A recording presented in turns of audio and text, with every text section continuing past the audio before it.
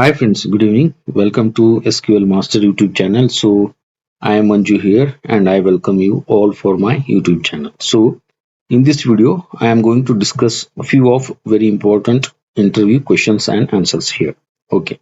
So before that, if you are not subscribed to SQL Master, kindly subscribe to SQL Master. I have made already so many videos regarding ETL testing perspective, so you can browse my channel and watch my videos to get more and more knowledge about ETL testing. Okay, so let's get started here. So what I made is collected some interview questions and answers here.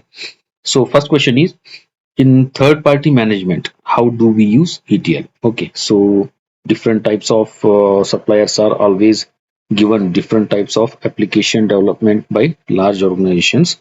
Everything cannot be managed by a single vendor. We will use the example of telecommunication projects where our one business is in charge of billing and another is in charge of CRM. So if a CRM company requires data from billing company, the company will now obtain the data flow through another company. So the ETL method is used to load the data here. So next, second question is, what role does ETL play in data migration project? Please explain. So in most data migration projects, the ETL tools are employed. If a company previously managed data in Oracle 10G and now wishes to use SQL Server cloud database, the data must be moved from source to target. ETL tools are extremely handy for this type of transfer. It is an extremely time consuming procedure to write ETL code. To make things easier, we employ an ETL tool that converts PLSQL or TSQL code into simple PLSQL or TSQL code. As a result, the ETL procedure is beneficial in data migration process. So next come to third question.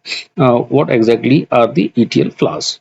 So source bugs, load condition bugs, calculation bugs, and ECP related bugs, user interface bugs. These are called as ETL flaws. So next fourth question is, what is ETL partitioning? For optimal speed, transactions must always be separated. Okay, so partitioning refers to the same procedures. It just ensures that the server may access the sources directly via numerous connections. Okay, so fifth question, what exactly the ETL pipeline? So we all heard about pipeline. Okay, so what exactly the ETL pipeline then?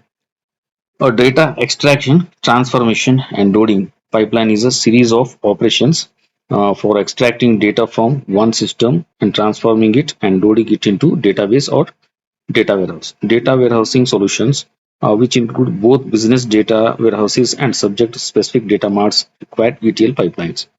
Data migration solutions leverage the ETL pipelines as well. ETL pipelines are built by data warehouse business intelligence engineers. So next, sixth question is, what is data pipeline? How does it works? Any group of processing elements that transport data from one system to another is referred to as data pipeline. Any application that uses data to provide value can benefit from data pipeline. It can be used to integrate data across applications, develop data-driven web products, and conduct data mining operations. The data pipeline is built by data engineers. Okay, so seventh question is about, where does the ETL testing staging take place? During data integration processes, the staging site is a temporary storage facility, okay, where data is stored temporarily. Data is thoroughly evaluated for redundancy and duplication in this location. So we have to remove unwanted data and duplication data in staging layer. So then, what is exactly the ETL? We all know about ETL. Okay. So what is exactly the ETL? So next question is, what is ETL testing? Why ETL testing is necessary? To maintain track of efficiency and speed of operation when data is being transferred from one system to another to attain the best results in a short amount of time. Because the main purpose is cleansing the data. Okay, according to the client requirement. So what is an ETL tester's job description? An ETL tester is a person who tests the data end-to-end flow for required thorough understanding of ETL tools and methods. During the testing phase, SQL queries must be written for numerous scenarios and should be able to perform various types of tests and maintain track of processes other features. Quality inspections must be performed on regular basis. Okay, so then 11th question is about what are the different tools that are utilized in ETL. So Cognos Decision Stream, Oracle, Warehouse Builder, Business Objects, SAS, Business Warehouse, SAS, Enterprise ETL Server. These are the tools which used in ETL. So then define ETL, that is extract, transform, and load processing. We all know about this. Okay. So next coming to explain the ETL testing process stages. So what all the stages involved in ETL testing? Understanding the business structure and specific requirements is the first step of analyzing the requirements. Estimating the time and skill required to complete method through validation and testing. Then testing environment planning and design. An ETL environment is designed and worked up based on the inputs from estimation. Preparation of execution of test data.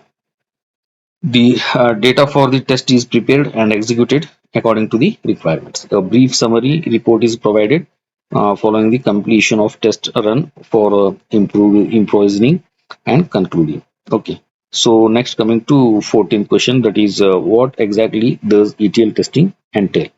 The following are the examples of ETL testing: checking to see if the data has been transferred correctly according to the business requirement, ensure the data predicted data is put into the data warehouse without being truncated or losing data, ensure that any faulty data is reported and replaced with default values by the ETL program, and optimize scalability and performance. Make sure the data loads inside the requirement time limit.